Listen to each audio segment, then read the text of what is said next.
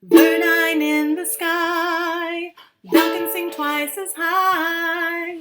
Dimeter, Miriuto, a special's rainbow. We learn from all of them. Authors to know, singing so, a special's rainbow. We can draw anything, jump and run, get in the sun, a special's rainbow, a special's rainbow. For specials this week, we are talking about community helpers. We can all be helpers in ways big and small. As we read, sing, move, and create, this week think about how we can all help and how we can all be in contribution in our homes, our neighborhoods, and our world. Thank you for your help. We appreciate all you do. Thank you for your help. We appreciate all you do. We are very grateful to you. Thanks for all you do.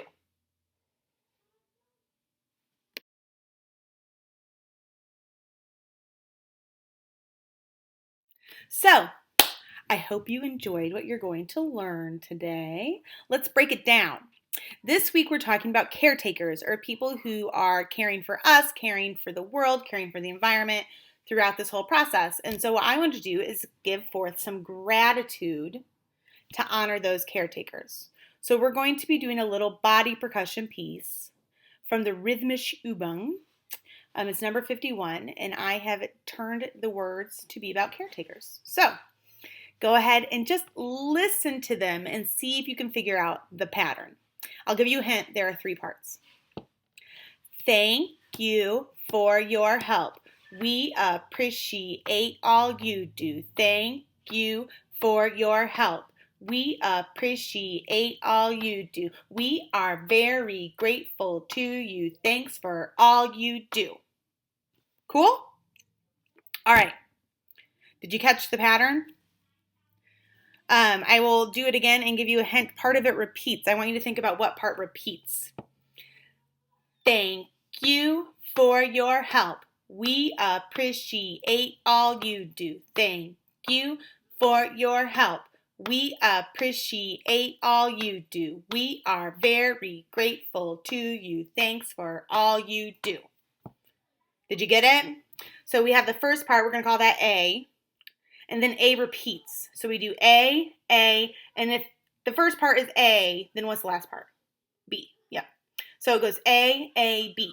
So let's learn the A section. Go ahead and echo me. Thank you for your help. We appreciate all you do. Good. That's the whole A section. Okay? So let's split it up and then we'll put it together. So it goes, thank you for your help. We appreciate all you do. Good. Let's put it together. Ready? And I go first. Thank you for your help. We appreciate all you do.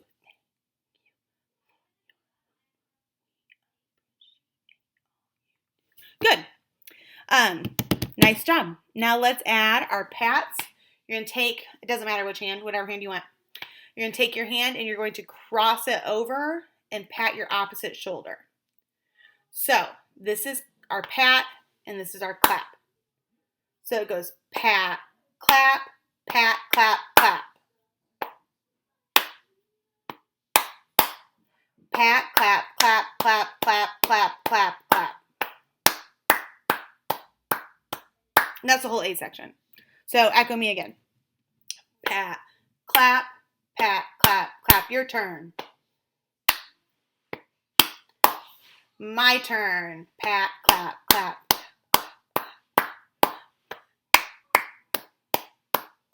Good. If you didn't catch, you were supposed to echo, but I didn't remind you. So, thank you for your help. We appreciate all you do. Do that with me. Ready? Go. Thank you for your help. We appreciate all you do. Good. Now let's do that twice in a row. Ready? Go. Thank you for your help. We appreciate all you do. Thank you for your help. We appreciate all you do. Good. Now this next part's a little trickier. You alternate back and forth till the very end, where then you do 2 claps, 2 pats. So, we are very grateful to you. Thanks for all you do. Make sense? So pat, clap, pat, clap, pat, clap, pat, clap, pat, clap, clap, pat, pat. So there are 1, 2, 3, 4, 5 pat claps, and then you add an extra clap in, and then 2 pats. So 1, 2, 3, 4, 5. Okay? Try that with me. Ready? Go. 1, 2, 3, 4, 5. So, we are very grateful to you. Thanks for all you do. Cool? All right. Let's do that one more time, then we're going to put it all together. Ready? Go. We are very grateful to you. Thanks for all you do. I did it wrong. Can we do it again? I got distracted by something that was happening outside. Let's try it one more time. We are very grateful to you. Thanks for all you do. Cool. Let's put the whole thing together. Ready? Go. Thank you for your help. We appreciate all you do. Thank you for your help. We appreciate all you do. We are very grateful to you. Thanks for all you do. Good. If you know anyone in your life that is serving in any capacity to make this whole pandemic quarantine a better, to fix things, go ahead and practice this and then do it for them. I'm sure they'd really appreciate it. Bye. Hey guys! When I think of community helpers, I usually think of doctors, farmers, firemen, but in reality, we can all help our world by recognizing when something is needed and then working to create the world in which we want to live. Today's excerpt is from Marley Diaz, Gets It Done, and So Can You, which is available in our library. Also, don't forget to go to Clever and click on the link to typing.com to find more helpful digital library lessons.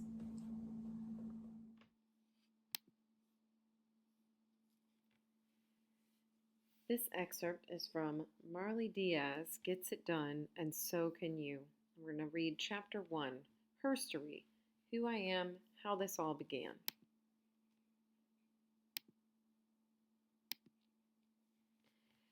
If only there'd been one book at school, just one, about a black girl and her dog.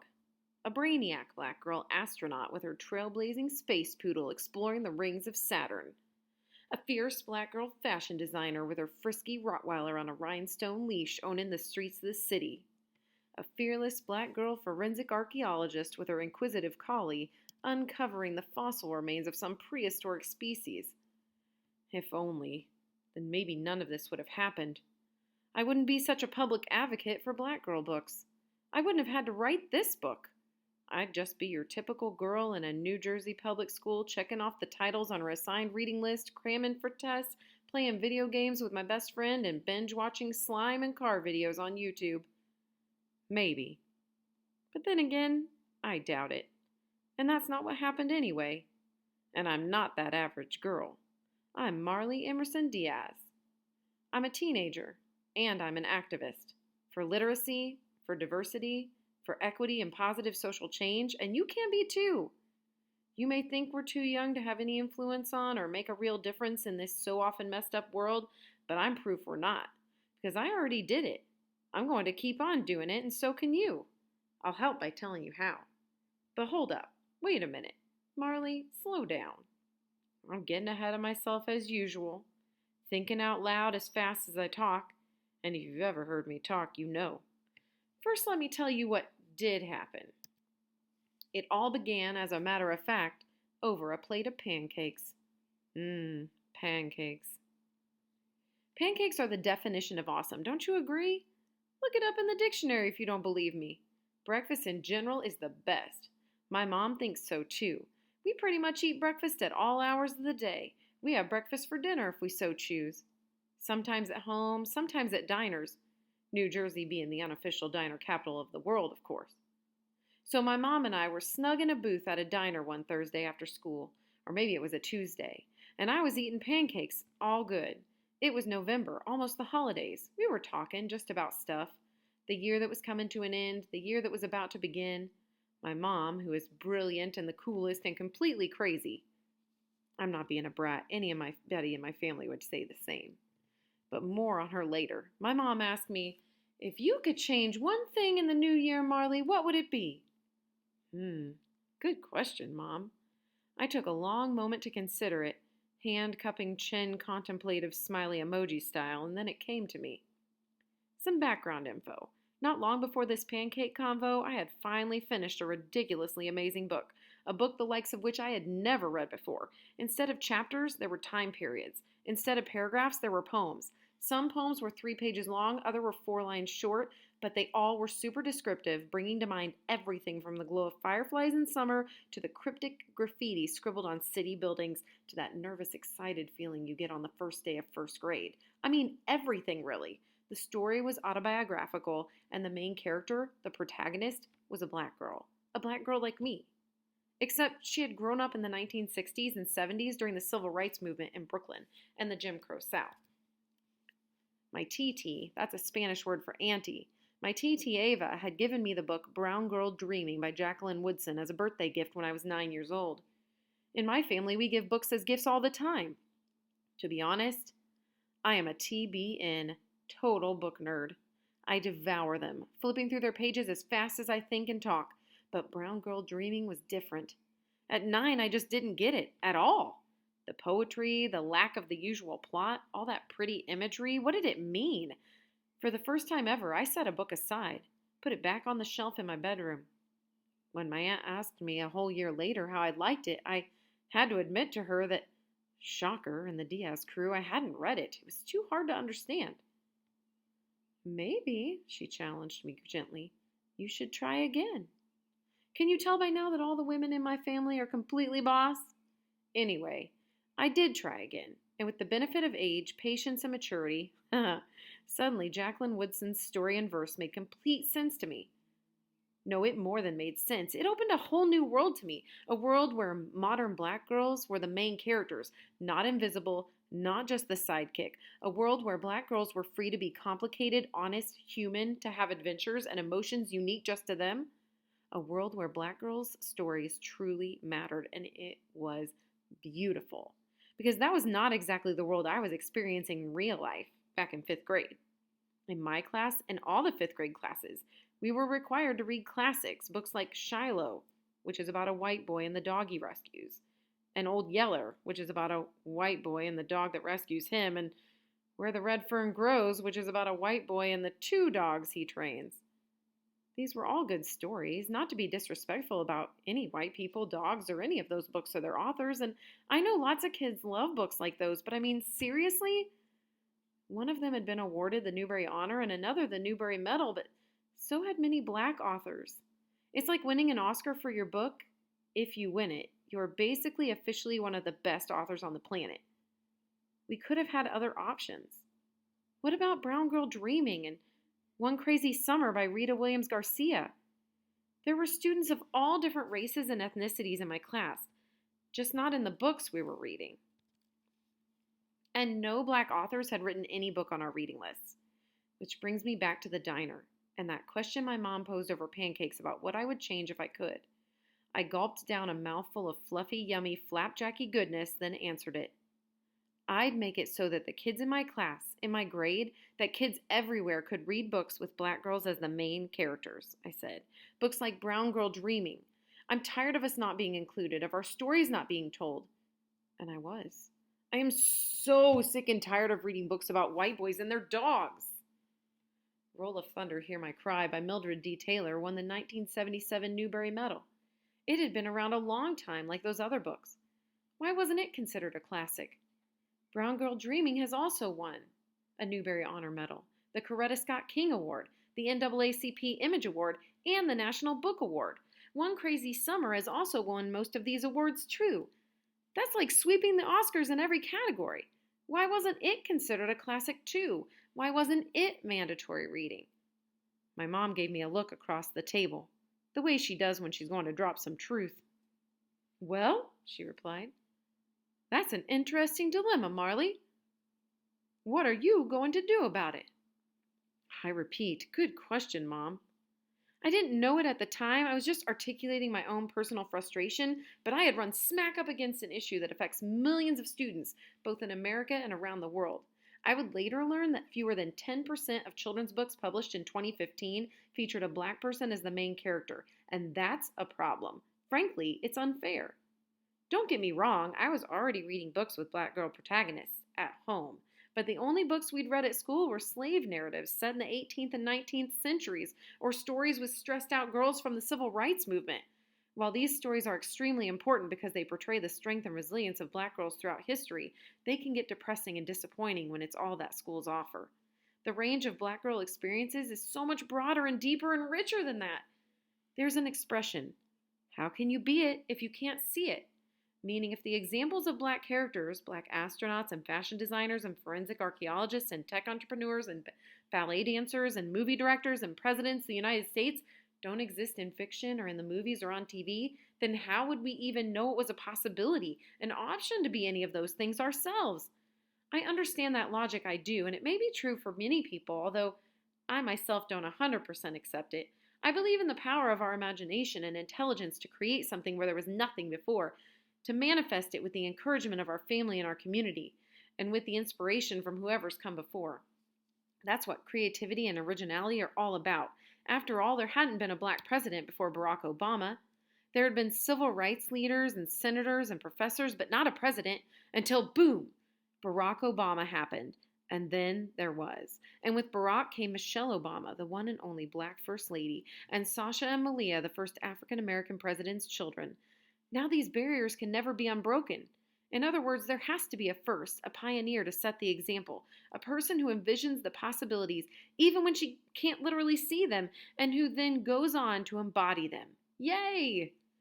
If representation isn't an absolute necessity, though, that doesn't mean it's not majorly important or deserved, or that it doesn't make a difference.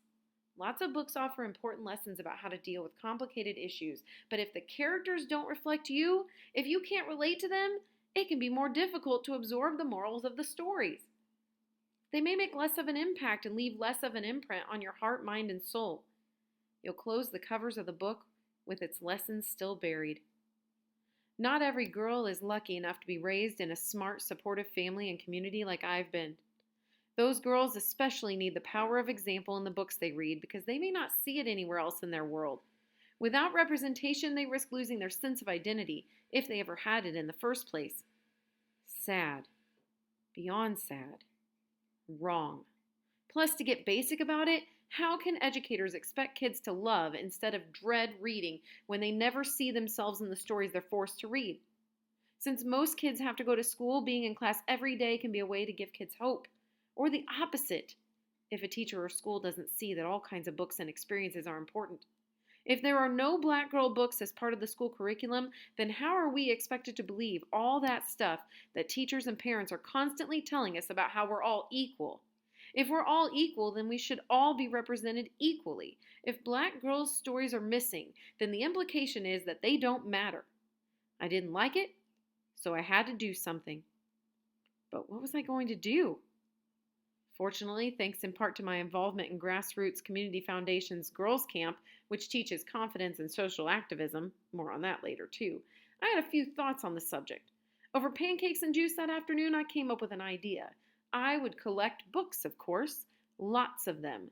I would get donations of not 100, not 500, but because it seemed like an appropriately huge number, 1,000 books featuring black girls as the main characters.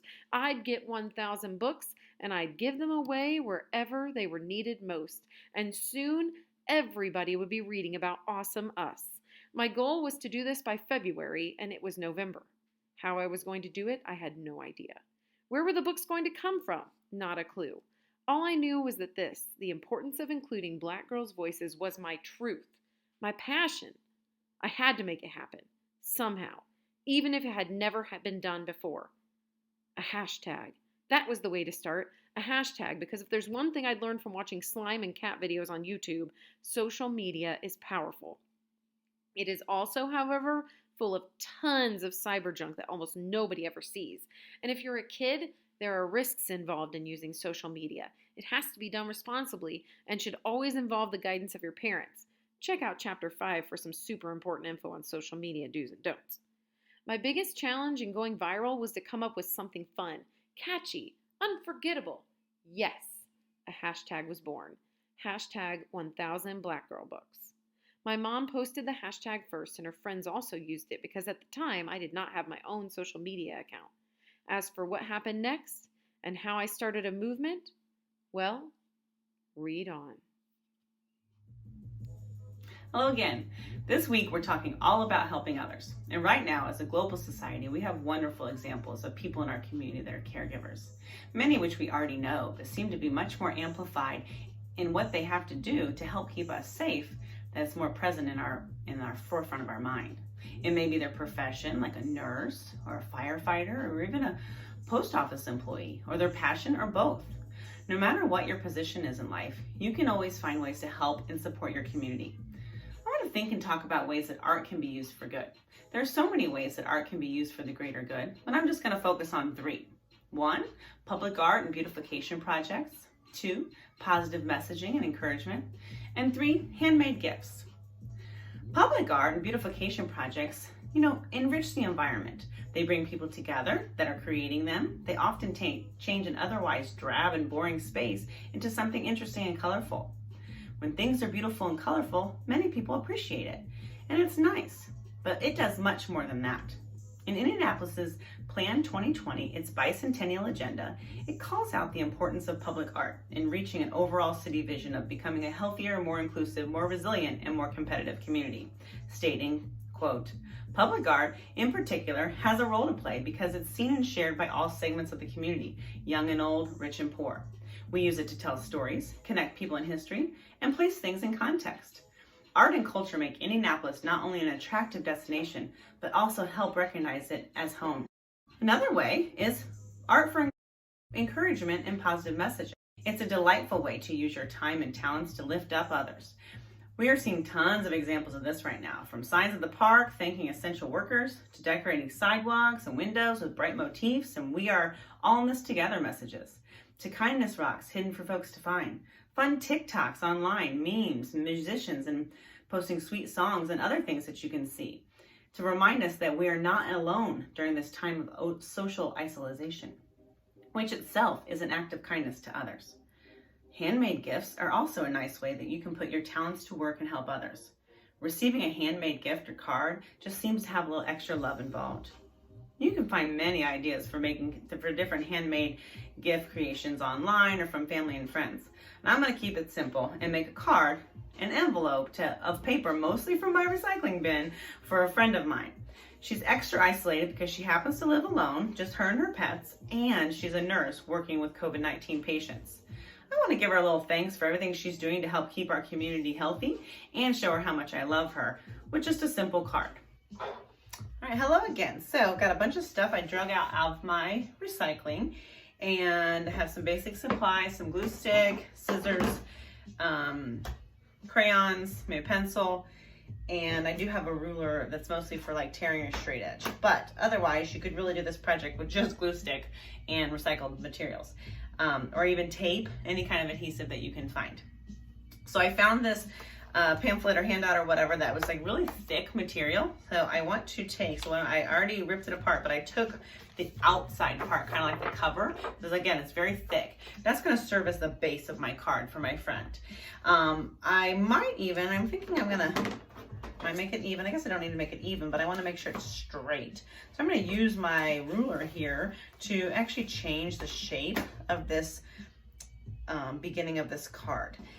Mostly because a lot of times when I'm doing something handmade, I like it to show. So that shape, that exact kind of proportion of that rectangle was very much like a regular card, but I wanted to change it up a little bit. So I made it a different shaped card. So now it could be, it could be like a little short card, boop, boop, boop, or it could even be a tall, like stand-up card. I'm thinking about it because it's so stiff. Oh, not quite. But you get the point of where I'm going, is I'm trying to find ways to change it quite a bit. Now, obviously, this is not a very fun card for my friend. I mean, like the bottom part of someone's, the torso of someone doing something, that's not a card. The bottom wheels, no. I'm gonna cover this with other things I can find. So I've got a magazine, like again, all that stuff you get in the mail that you don't always want. I even have some old envelope that would have just been trashed from my Verizon bill that I can use to put crayon colors on, maybe make a unique color. I got some dark purple. I could add a little lighter purple. That didn't really change it much, but kind of mess with it as I start to think about what I'm going to add to this card. Whenever you're making a personal gift for someone, you want to think about them while you're doing it. So when I'm looking at this, I'm thinking about my friend. She is a nurse, as I already told you. She is actually really into pink, so that's fun that I have so much pink here. She also likes to go out to eat a lot. Oh man, I got so much pink. Likes to go out to eat a lot. She loves her animals. Wow, this is a kind of a neat bit. That's just a big window. So maybe I'll cut that out and start to make that. She also likes vacations, so that looks like a vacation. I'm gonna take some time, step away, make my card. Again, cutting out pieces I like, collaging them, gluing them onto this. And then I wanna come back and show you how to make your very own envelope.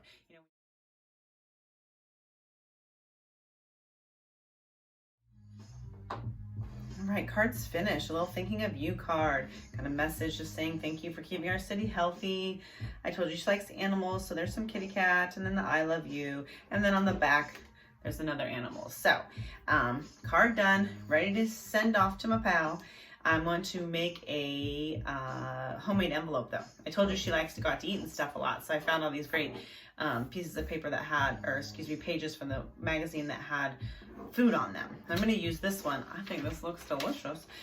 And to make your own card or your own envelope, you need a piece of paper that is bigger on all sides than this. But it can't just be bigger with the rectangle right in the center. You actually tilt it a bit, and you want to have you want to be able to place your card on this paper where there is at least a triangle above, leaving a little extra on the edges, a triangle to the right, a triangle to the bottom, and a triangle to the left. To make it easiest for me, what I like to do is line it up, making sure I got plenty of little extra space for the folds, and then I actually do not need all this extra. I want it to almost be like a square around it. It's kind of off center a bit, but still almost like a square more than a rectangle. So I'm going to trim off that excess. Then, just like an envelope would be, you fold up the bottom,